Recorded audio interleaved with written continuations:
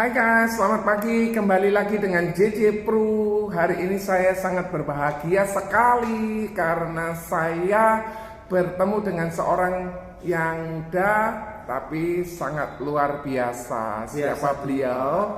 Ini dia Pak Sul Paroin. Halo Pak. Halo. Hai, apa kabar? Ya, luar biasa dahsyat. Iya, saya panggilnya apa? Pak Sul, Pak Roy, Pak atau Roy atau Roy. Oke, Roy. Ya, nama bukan beliau adalah Roy. Beliau adalah mantan artis. Akhirnya bergabung dengan Budi Angel. Iya, just joke ya. Oke, Pak Roy boleh cerita sedikit. Kira-kira Ya. Pak Roy ini siapa sih? Backgroundnya apa? Boleh cerita sedikit. Saya bukan siapa-siapa kok. Oke. Saya dulunya adalah seorang perawat dulu. Perawat? Ya, Oke. Bekerja di rumah sakit kurang lebih 3 tahun. Oke. Sebelum saya join di bisnis asuransi. Jadi sebelumnya seorang perawat, Benar. kemudian akhirnya terjun di dunia asuransi. Perawatnya 3 tahun. Kurang lebih 3 tahun. Gimana ceritanya kok akhirnya bisa kerja atau berbisnis di Budi Angel?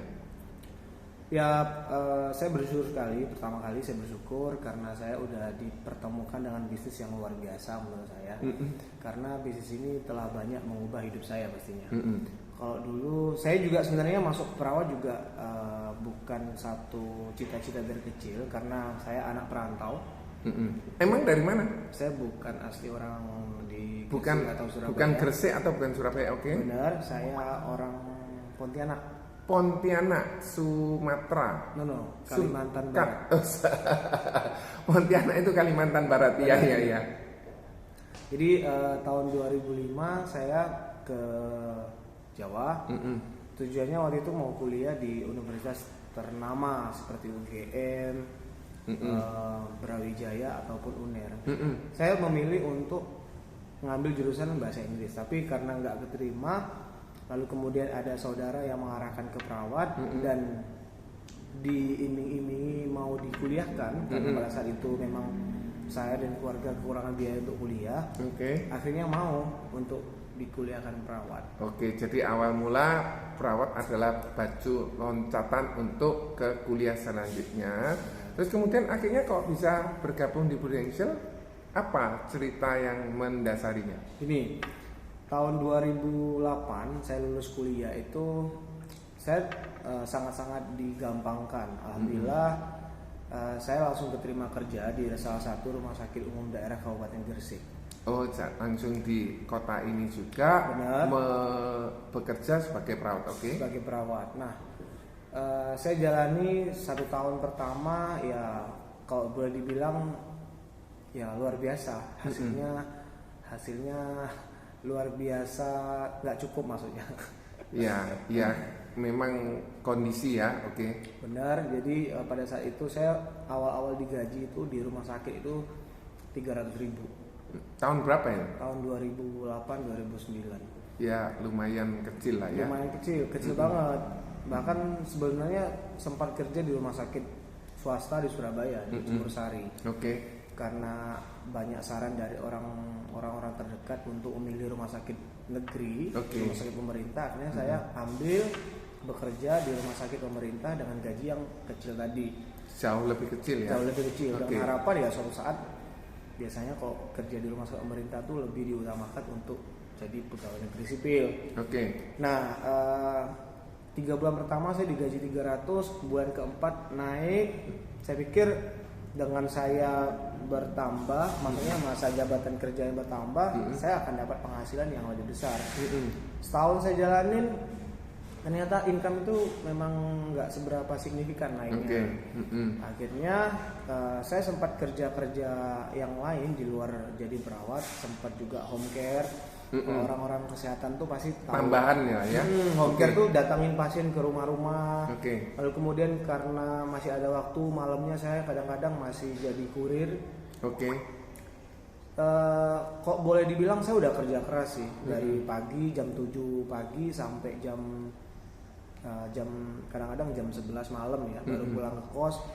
itu ternyata nggak cukup buat kehidupan saya di Gresik. Meskipun nambah pun tetap nggak cukup. Meskipun waktu yang saya gunakan untuk bekerja keras itu boleh dibilang lebih daripada orang-orang normal, ya kan? Tapi hasilnya nggak juga gimana-gimana. Nah, saya berpikir apa yang salah dalam pekerjaan saya. Ternyata saya dapat semacam komunitas yang baru, ya. Pada saat itu saya dikenalkan dengan bisnis Prudential.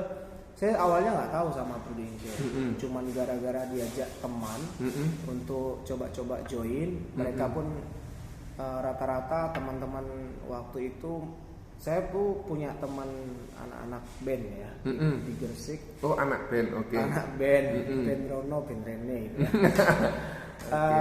Mereka join Prudential karena diajak sama salah satu teman anak band itu juga. Tanpa alasan yang jelas, saya ditanyain begini, kamu mau nggak join bisnis? Kita semua udah join loh.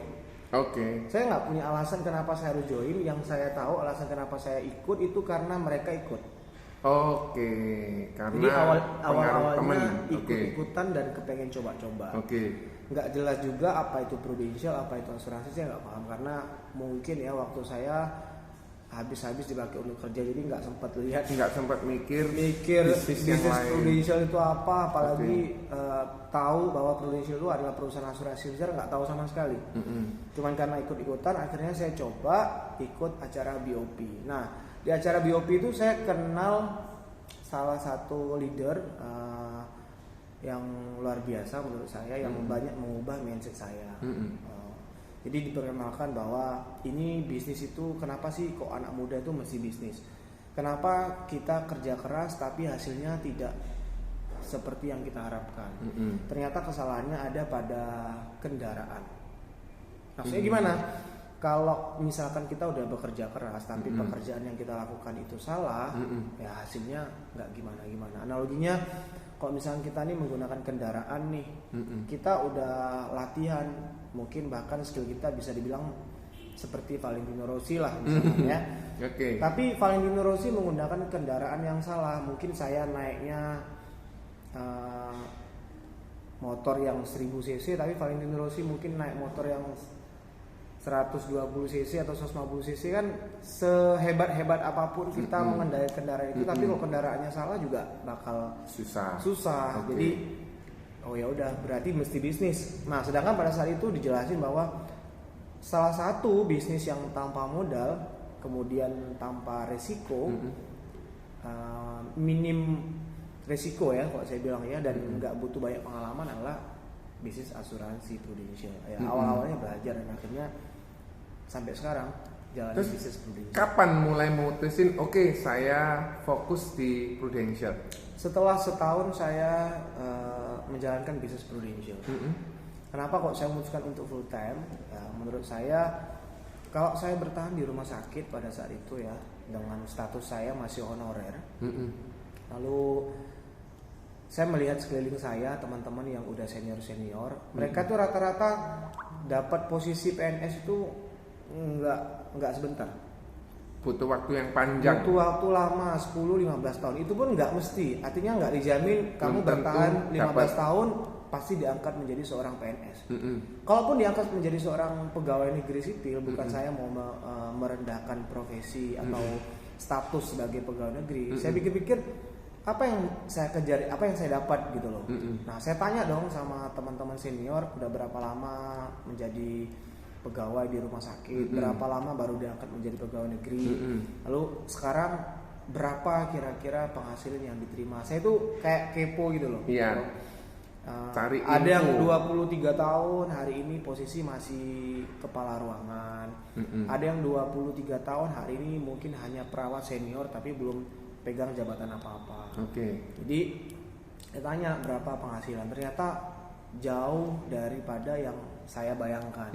Kalau saya bertahan terlalu lama di sana. Nah, sedangkan di Prudential sendiri, di bisnis asuransi, teman-teman sekitar saya mungkin di kantor, pada saat itu saya berkantor di SB3 di Prusmat Bung Tomo ya.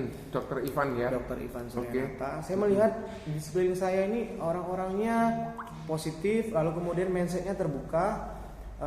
Mereka rata-rata nggak maksudnya Ya ada yang 2 tahun, ada yang baru 4 tahun, ada yang sudah 5 tahun.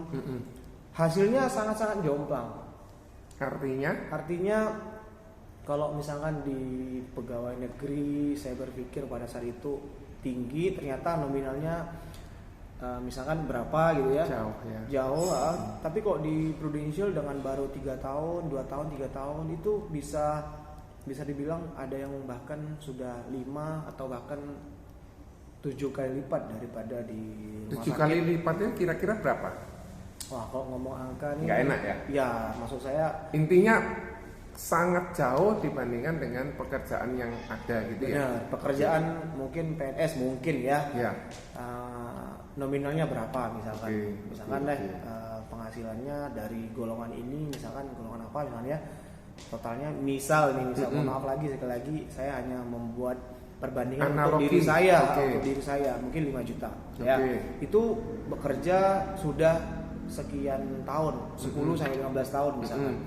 Nah, di Prudential misalkan baru 2 atau 3 tahun itu bisa, kalau di PNS mungkin tadi 5 juta mungkin ya. Kalau di Prudential tuh 2 tahun 3 tahun tuh ada yang 25 atau 30 juta. Jadi jauh ya. Itu yang mendasari utama ya. Terus kapan mulai memutuskan oke, saya berbisnis di Prudential, apakah setahun itu langsung atau gimana? Saya menjalankan bisnis Prudential udah setahun. Pada saat itu ya karena saya menjalankan bisnisnya part time ya hasilnya kan nggak terlalu hasilnya maksimal. Ya ya berapa ya, kalau nggak salah income pada saat itu tahun pertama itu tuh akhir tahun itu sekitar 2,4 juta. Oke lah ya. Itu berapa bulan itu waktu itu kerja? 1 tahun. Setahun. Saya join itu 2010 bulan Januari. Oke, jadi masih belum serius lah. Masih nggak serius. Asal-asalan tapi tetap bisa dapat ya. Saya overtime ya, pulang dari rumah sakit saya ngerjain kerjanya hanya jam setelah pulang rumah sakit. Ya, kebanyakan jam setelah pulang dari rumah sakit saya baru ketemu sama nasabah. Kalau berada di rumah sakitnya sendiri ya kadang-kadang nyolong-nyolong juga. Nyolong-nyolong maksudnya cerita lah ya. Cerita sama keluarga pasien bahwa biar rumah sakit hari ini kan mahal sekali. Mereka masuk posisinya dengan menggunakan pelayanan umum atau pakai asuransi kan gitu. Kalau misalkan mereka bayarnya umum, saya bilang kok nggak ikut asuransi, padahal kan butuh sekarang rumah sakit mahal.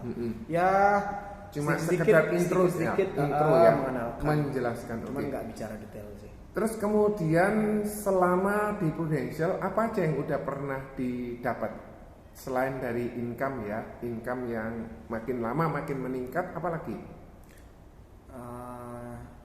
Detailnya itu tahun pertama saya setelah saya 5 bulan join Prudential, saya bisa ganti sepeda motor saya.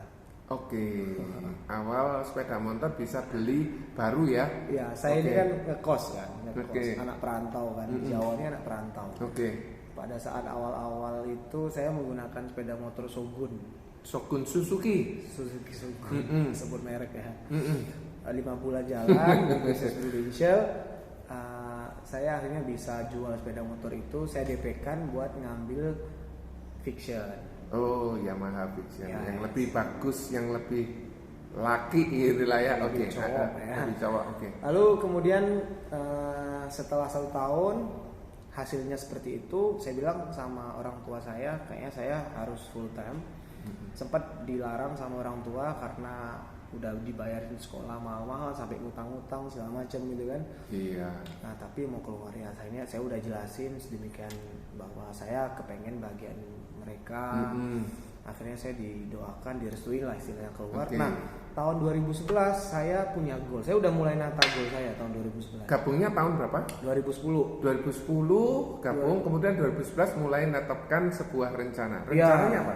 Tahun 2011 itu goal saya kepengen daftarin orang tua saya haji. 2010. Kira-kira waktu itu harus mengeluarkan uang berapa untuk haji? Kalau DP ya ke bagian atau departemen agama sih mungkin 10 sampai 20 juta. Harus ya. Ya, nanti kan bisa diangsur. Saya nggak tahu ada program apa waktu itu, orang tua sempat cerita, ya udah saya bilang nanti coba DP dulu, Oke. nanti diangsur. Tapi totalnya habis berapa waktu itu? Kok biaya berangkat haji ya sekarang ya, kok tahun itu sih mungkin sekitar 50 atau 60 juta Per orang ya? Per orang. Oke. Kepingin memberangkatkan kedua orang tua berarti? Saya lupa ya, 40 atau 50. Iya. Iya, kedua orang tua. Jadi kurang lebih guys, yang harus dipersiapkan 80 sampai 100 juta saat itu. Dua orang.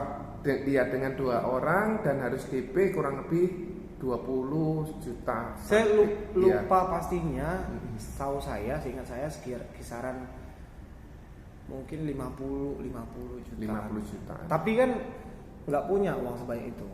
Nggak punya, oke. Ya akhirnya November 2011 nekat DP-in. Oh, oke. DP dulu. Tapi waktu itu income di Prudential udah berapa?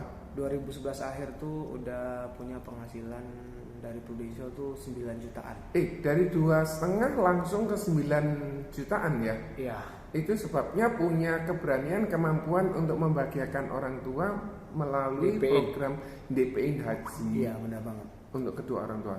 Kemudian Lalu di tahun karena berikutnya, udah DP, Oke. ya kan bisa diangsur. Heeh. Nah, kalau untuk haji itu kan daftarnya sekarang, berangkatnya kan masih lama. oke, 10 sampai 12 tahun ya. Benar. Kalau di Jawa Timur setahu saya 10 sampai 15 tahun, bahkan ada 15 yang tahun. 20 tahun. Oke, berarti uang itu bisa dicicil selama 15 tahun. Oke. Heeh.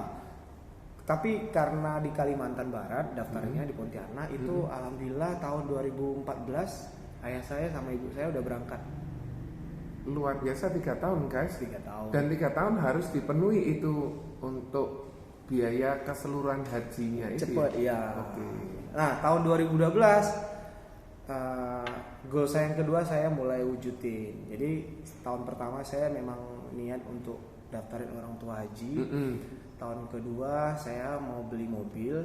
Oke. Nah dan alhamdulillah pas promosi di tahun 2012 setelah setahun saya fokus, tahun 2012 saya promosi manajer pada saat itu.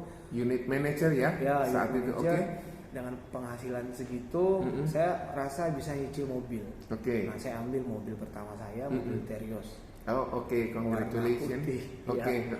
Impiannya pada saat itu saya bikin goalnya mobil Jazz sebenarnya warna putih. Oke. Tapi dapatnya Serius, Serius. lebih tinggi lah ya. lebih memuat banyak orang karena kan tim saya kan saya mesti angkut dari Gresik ke Surabaya. Luar biasa, guys. Itulah pengorbanan seorang leader yang tetap memikirkan bukan hanya untuk diri sendiri tetapi timnya. Itu guys yang perlu dicatat. Kemudian Tahun berikutnya impian yang saya catat di gambar goal saya itu tahun 2013 saya harus beli rumah. oke, November 2013 itu proses realisasi rumah. 2013. 2012 Januari saya beli mobil.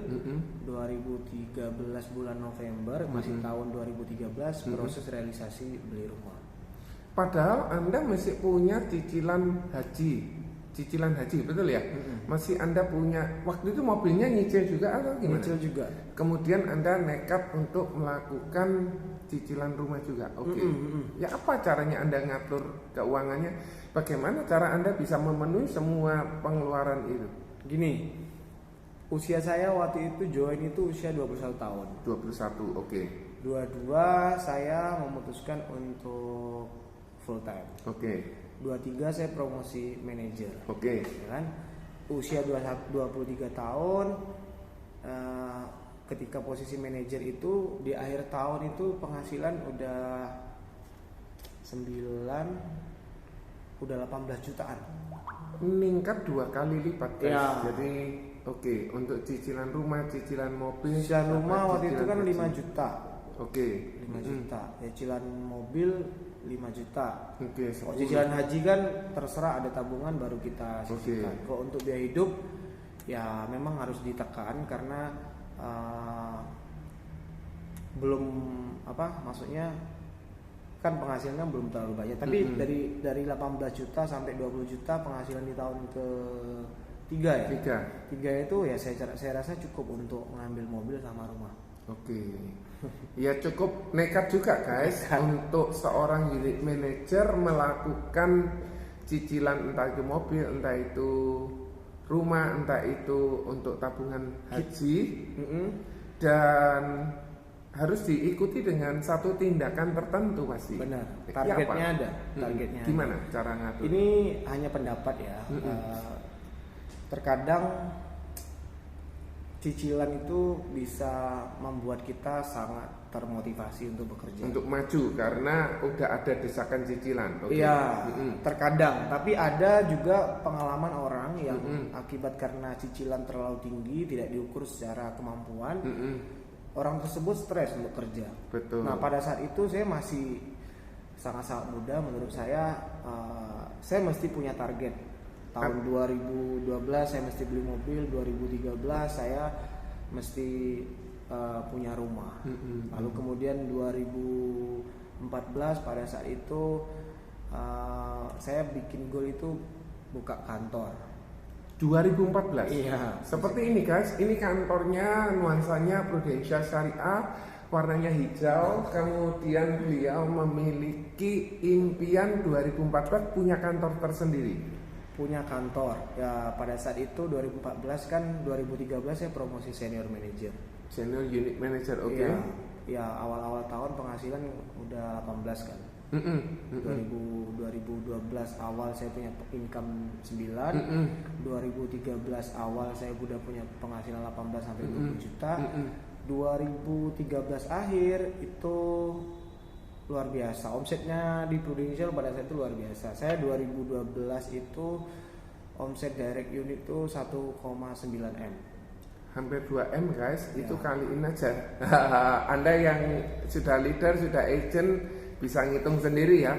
Jadi ada satu tindakan yang terencana dengan baik. Jadi jangan sampai Anda punya cicilan tapi Anda tidak sanggup menyelesaikan cicilan tersebut. Tapi Saudara Roy ini punya keberanian, kemampuan untuk driven by cicilan gitu ya. Iya. Dan melakukan pengaturan perencanaan dengan baik. Tentu saja kita harus merencanakan itu, tidak boleh asal gegabah.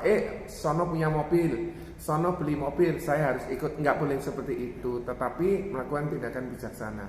Kemudian sudah banyak pengalaman ini, masih 2013 guys yang diceritakan, dan yang diceritakan beliau ini bukan untuk maksudnya sombong, tetapi beliau cerita bagaimana cara mengaturnya. Jadi supaya cicilannya itu tidak membelit, membuat jatuh, tetapi terus driven. Yang dilakukan adalah cerita pengalaman. Sekali lagi bukan untuk sombong, betul ya? Benar. Kemudian tahun-tahun berikutnya 2014 tadi. Tadi saya mau kembali ke belakang tadi cerita 2013. Saya tadi mungkin salah ngomong.